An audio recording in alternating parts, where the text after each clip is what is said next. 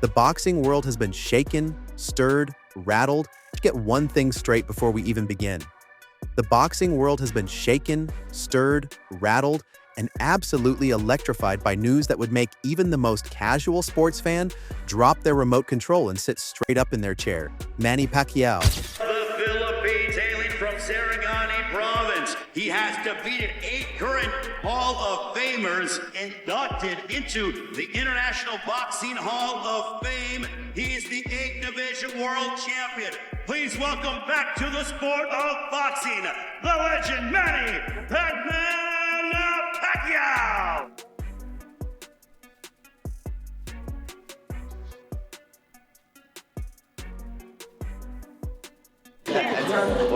Great job. Great job. Every day you want to leave. It's a good day. Yeah. Every day is a good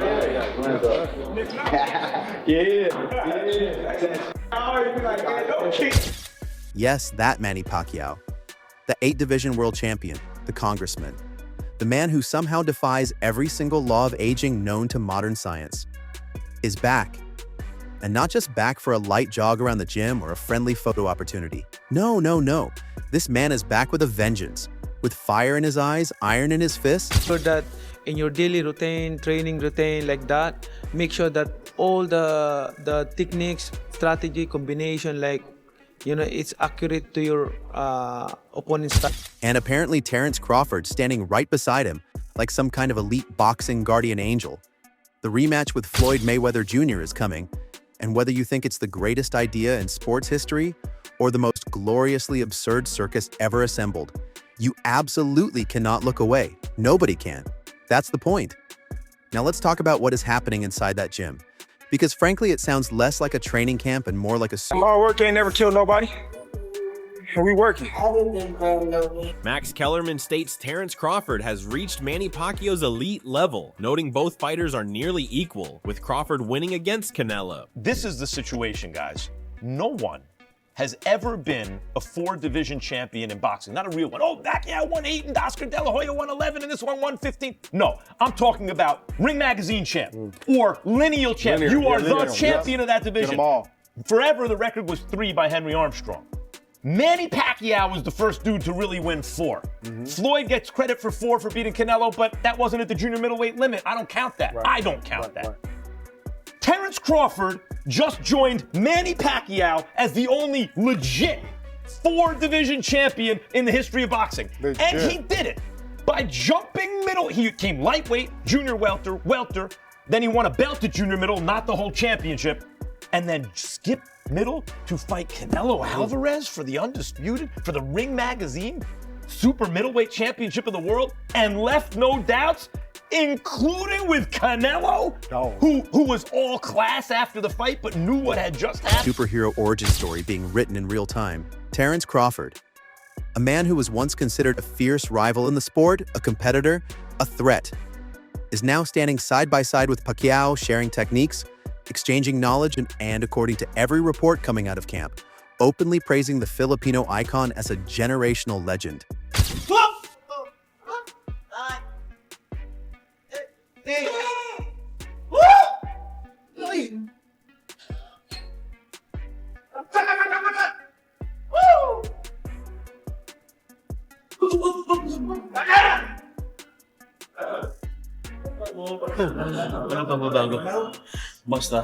During his training camp, Manny works extensively on pad work, sharpening his combinations, accuracy, and timing to maintain precision and power in every strike.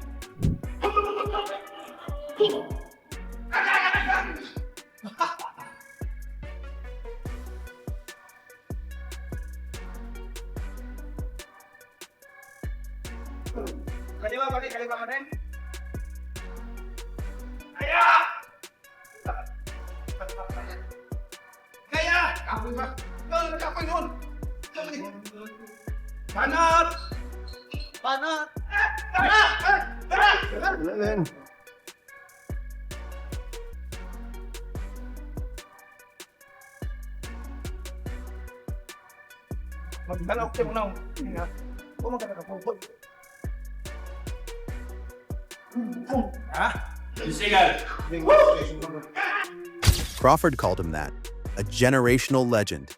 And when Terence Crawford, one of the pound-for-pound best fighters on the entire planet, looks at a 46-year-old man and says that with full sincerity, you better believe the rest of the boxing world should be paying extremely close attention.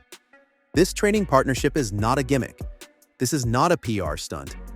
This is two elite warriors combining their brilliance, and the result could be something we have genuinely never seen before from Manny Pacquiao in the ring. It's boxing for 4 years. It's good for me, for my body, because I've been I started boxing when I was young, so good for my body to rest for 4 years, and then now I come back. I feel like I'm, the passion, the fire in my eyes, to work hard, like that, still there.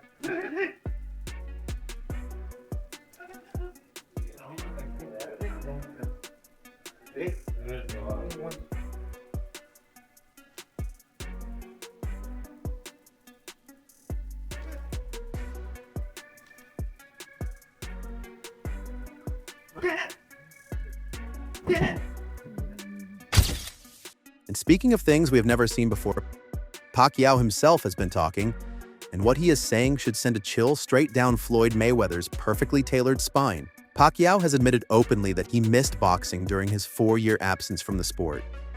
He missed it deeply, personally, emotionally, and now that he is back, he says the passion has returned stronger than ever. Stronger than ever. Do you understand what that means? This is not a man who crawled back to boxing because he needed the money or because his ego demanded one last moment in the spotlight. On that fight, way back 2015, I think we become mature right now and how to handle it, and I hope that it will not happen again, the way it is last 2015. It's the experience is not really 100%, but I'm hoping for this time around no more excuses, especially to my condition and also for everything. I'm sure. This is a man who genuinely, fundamentally, could not stay away from the thing he loves most in this world. And that kind of hunger, that raw, burning, uncontrollable hunger, is arguably the most dangerous weapon any fighter can carry into a championship bout. Mayweather beat a version of Pacquiao once, but that Pacquiao was not this Pacquiao, and that distinction matters enormously. We have 1, 2, 3.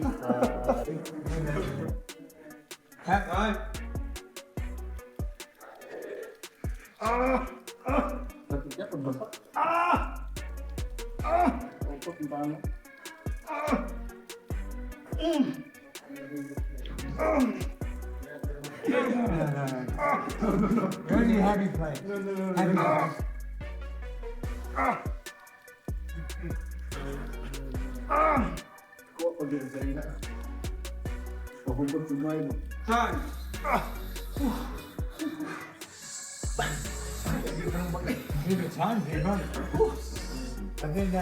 Enter Teddy Atlas, the veteran analyst who has forgotten more about the boxing than most people will ever learn, and who has now delivered what might be the most detailed and terrifying breakdown of this matchup that any fan could hope for. Let's go through it category by category, because the picture Atlas paints is absolutely stunning. Age? Even. Both men are veterans at this point. Neither carries a decisive advantage simply based on the calendar. Wear and tear? Slight edge to Mayweather, whose famously defensive style meant he spent decades not getting hit. The chart of advantages, disadvantages at this point for both these, these iconic fighters, right? At this point. All right, number one, advantage, disadvantage. Age, right? I put even. They each get a check. They're both old, all right? So that's number one. The number two was who's got less miles on the odometer. And because of the defensive style of Mayweather, I gave a check to Mayweather having the edge here. I mean, besides the Marquez fights, Pacquiao's been in some tough fights, right? Reflexes and timing and other boxing elements. Well, I gave the check to Pacquiao. You know, at least he's had some fights, or at least one real fight, you know, with Barrios recently. And yeah, Mayweather's fresher, but inactivity could affect his... Which is genuinely remarkable and deeply annoying to everyone who wanted to see him absorb punishment. Reflexes and timing? Edge to Pacquiao because unlike Mayweather, he has been staying active against high-level competition, keeping those electric reflexes sharp and his timing dangerously tuned. Power? Pacquiao, the more natural puncher, though Mayweather's physical frame partially compensates. Speed? Dead even. Both men possess hand speed that borders on supernatural. Defense? Next one, power. Well, the guy who's always been the naturally better puncher. Not the naturally bigger guy, though, so that equals it out a little bit, evens it out. The naturally bigger guy is Mayweather, but the natural puncher was always Pacquiao. He gets a check. Speed. Who gets the edge there? Well, Mayweather always fast, always smooth, always fluid. And Pacquiao, I mean, tremendous hand and feet speed, foot speed. I give them both the check. No advantage. Defense. Well, the forte and the reason he could fight so long for Mayweather has always been, he's been a wizard. He's been a defensive magician in the ring. I mean, Pacquiao gets hit more, but, you know, he's a good defensive fighter. He's been great, but Mayweather's the man there. Conditioning. Hey, Floyd lives clean. He always seems to be in... Mayweather is an all-time great here, but Pacquiao's movement and instincts are nothing to dismiss. Conditioning? Pacquiao because of the seriousness of his current training camp. And the X factors? Mayweather has the psychological edge from winning their first encounter, but Pacquiao's renewed motivation and recent activity keep him absolutely in the conversation. Atlas's conclusion after all of this? It could be a draw. A draw. The greatest defensive boxer alive against the greatest pressure fighter of his generation, and the most respected analyst in the sport looks at all the evidence and says, it's that close. Sleep on Pacquiao at your absolute peril. But of course, not everyone is popping champagne and celebrating this rematch as the greatest gift boxing has ever received. Sports broadcaster Adid Oladipo has arrived at the party specifically to turn... When are we going to stop rolling out these old-timers? And Floyd is an old-timer, people. I think he's going to be 49 by the time this fight rolls around. When are we going to stop wheeling them out? Like, let it go. Let the youngsters come through and let them take the shine. Like, it's just getting... Honestly, it's getting crazy. And I say all this, I will watch it. Of course I will watch it because I'm a big Floyd fan and a big Manny Pacquiao fan. But like, the youngsters need their time to shine now. We've got a good group of youngsters. Good group of youngsters. I was in Vegas to watch Ryan Garcia. I looked around the ring. I saw Shakur Stevenson. I saw Keyshawn Davis. I saw Devin Haney, Teofimo Lopez. Like, we've got a good bunch. Let them have their shine. Don't need to see this anymore. Honestly, I really don't. Manny Pacquiao is in great shape, right? We saw him against Mario Barrios. He could have been a world champion. We haven't seen Floyd for a while. Obviously, he's been doing his exhibition. The music down and ask some very uncomfortable questions. Oladipo wants to know, loudly and clearly, why boxing keeps running back to its aging legends when there is a whole generation of extraordinary young talent desperately waiting for their moment in the sun. He points to Ryan Garcia, Shakur Stevenson, Keyshawn Davis, Devin Haney, and Teofimo Lopez as fighters who represent the real, breathing, electrifying future of this sport. And he raises a genuinely provocative point about Mayweather specifically. A man who would be approaching 49 years old by the time this fight happens. Suggesting that what fans might actually witness is less of a high-stakes championship showdown and more of an extremely expensive, extremely well-promoted sparring session dressed up in championship clothing. It is a brutal take. It is an uncomfortable take. It is also, depending on your perspective, not entirely without... Rounder, an 8-rounder, a 10-rounder. I don't know what size gloves they're using. I don't know, man. Honestly, I don't know, people.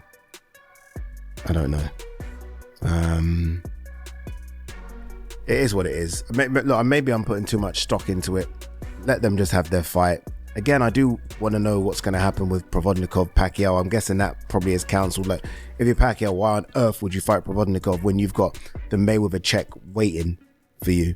And if you're Mayweather, same thing. Why would you fight Mike Tyson in the Congo when you've got the Pacquiao check waiting for you? And we are led to believe both are under financial strain. I don't necessarily believe that, but this will make them good money. If they are, they're going to walk away with a nice 8-figure check each for what will probably be a glorified sparring session.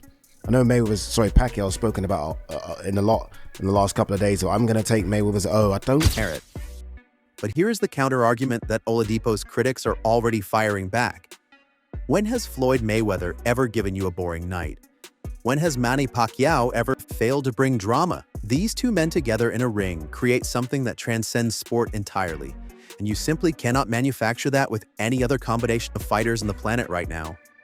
Paulie Malignaggi, former champion and man who has never once in his life been accused of sugarcoating anything, is calling this rematch largely what it is. Match for Hearns in the third fight with Duran, So I think those sold pretty good as well. People got into it. Were they kind of duds? Yeah. I mean, the third Duran and Larin fight at the Mirage, people kind of are probably more forgetful about it. But regardless, the nostalgia aspect of it, like the champ said, is going to attract people. It's gonna make people curious. There's also the aspect of it where the new fan base is always curious about the old-time fighters, which is why Tyson always gets views even today, because people are always curious about the Mike Tyson mystique, the Mike Tyson effect. So people that weren't able to be alive and wake up the morning of a Mike Tyson fight to know what that feels like, want to feel that today. I promise you, it's nothing like it was in 1989 with Tyson, no matter what you guys want to feel. But regardless, I think people get curious about that. And I think this is going to be a payday. A massive, historic, jaw-dropping payday wrapped in the beautiful packaging of nostalgia and legacy. The first fight between these two men was one of the most anticipated sporting events of the century, and it delivered a tactical masterclass rather than the explosive bloodbath everyone had collectively dreamed about. Was it disappointing? For casual fans, absolutely. Yeah, are you skeptical about it, Shady? That's one thing I don't do. I don't talk about no other athletes' money. I don't do that. By the way, my hope is that Floyd isn't going broke. So, if he is, that he makes all the money in the world for a Pacquiao fight and rides off into the sunset a rich man. I wish him the best. I want to fight somebody. I don't care about the money and all that. Who you want him to fight? That's not good with Pacquiao. Pacquiao just drew with Barrios. And you see what he look like? Yeah, because they're not on that level anymore. What do you think is going to happen here, though? What do we think is going to happen in Mayweather Pacquiao? Are you interested in it? Yeah. Is it a good fight? Yeah. I'll be watching. Watch it. The first one was awful, but now they're 50 years old. Let's see it. But why though? But you didn't like the first time they fought. No, I didn't. I'm not watching the second. You didn't like that, man? No, the first fight. I forgot. So when they wasn't grandpas, by the way, that fight went more or less how I thought it would go. I always thought it would go that way. That's it for today's video. Stay tuned until next time. For students of the sweet science, it was a chess match of the highest order. A rematch carries all the same financial gravity, all the same global attention, all the same cultural weight. But now with an added layer of something genuinely compelling. Because now Pacquiao knows what Mayweather did to him. And Mayweather knows what Pacquiao is capable of. And they both know, deep in their bones, that history is watching every single second.